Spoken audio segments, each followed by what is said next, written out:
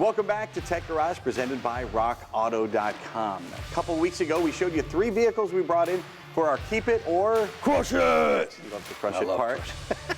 Whether we're going to take these vehicles and flip them, or if they're just not worth keeping. And we're finding all that out right now. This is the first vehicle we've worked on. Last week, we took a look at this Nissan van, and you want to check the lines, make sure there was nothing obviously out of shape. Whether this vehicle's been in a wreck, you'd see it crabbing down the road. Also the gaps on the body panels and stuff like that. And we gave it a basic look over, but we brought it in here to the studio to get a better look at it, Josh. And what's the first thing you did when we got it up? We picked it up on the lift, checked the brakes out. The front brakes looked good, looked at the pads. Actually, the splash guard was knocked off, so we had easy access to actually look at the belt. The belt was still in good condition. Moved to the rear. I checked the pad thickness on the thickness gauge. It was in yellow.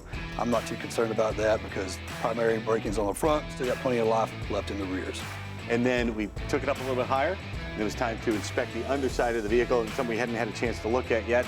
And the first thing we did, I just gave it a general look over. Pretty rust-free under there. It's a Florida vehicle, so it's kind of a no-brainer. Yeah, most of the rust was just on top from the humidity. Exactly. And we did see some surface rust on the exhaust. Right, but we just did a tap test. The main thing we're concerned about is rust inside of the mufflers and the baffles. Make sure those are still intact. Tap those going up.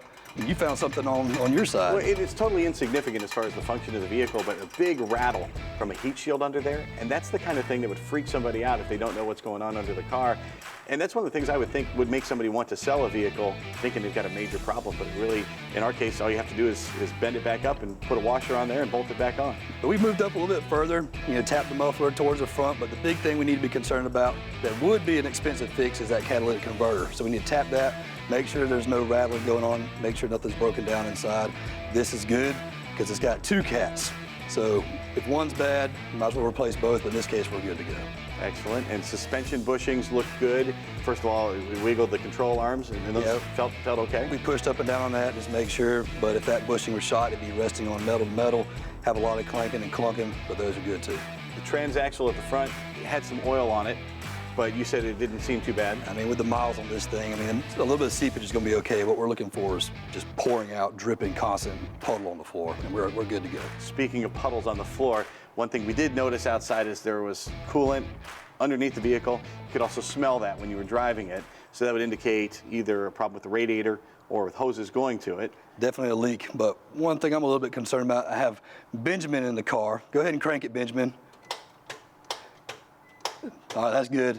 We don't have anything. It's not starting. We got crank, but it's not even cranking. Sorry. You drove it here. Drove it here. It started getting a little bit slower. I thought it was a battery, but this is definitely a starter. Put a voltmeter to it. We have voltage going to the starter, so it's definitely a starter issue. But you remember that coolant leak we had earlier? Yep. Here's the problem. Okay. So look right on top. Yeah, it's pretty obvious. You can see where the coolant's been pouring out right here. There's obviously a crack on the top tank here. So we're going to just replace this radiator. All right, then it's just a few bolts to get that thing out. Normally you have to take this top cross member off, but Nissan was kind enough to engineer to where you can just pull these clips back and slide this off. Yeah, there we go, yeah. Bring that bushing with me. Yeah, that's fine, yep, okay. Bring it with you. Yeah, this one's shot anyway, look at that. Yeah. Falling apart. All right. So then we'll take a bolt off here, bolt off here. I'll remove the battery, and I'll get to the battery tray. Okay. Yeah, we talked about something like that heat shield underneath being an insignificant problem, but again, to the owner, especially somebody that's not that handy and isn't sure what's going on, that's a distressing thing, and they might want to get rid of it. And of course, they probably we know they had a jug inside the vehicle, and that means they probably knew it was leaking, and they were filling it up, and probably thought they had a major problem on their hands. Yeah, people usually don't get rid of cars for fun. I mean, some people do, but people like myself, if you can keep it, you're going to keep it. The radiator is probably the straw that broke the camel's back, so to speak. We will continue to get this radiator out of here. When we come back, we're going to go over to the Rock Auto Desk to see what Tom has to help us fix this vehicle. And we also got a great Garage Ed coming up. You don't want to miss it.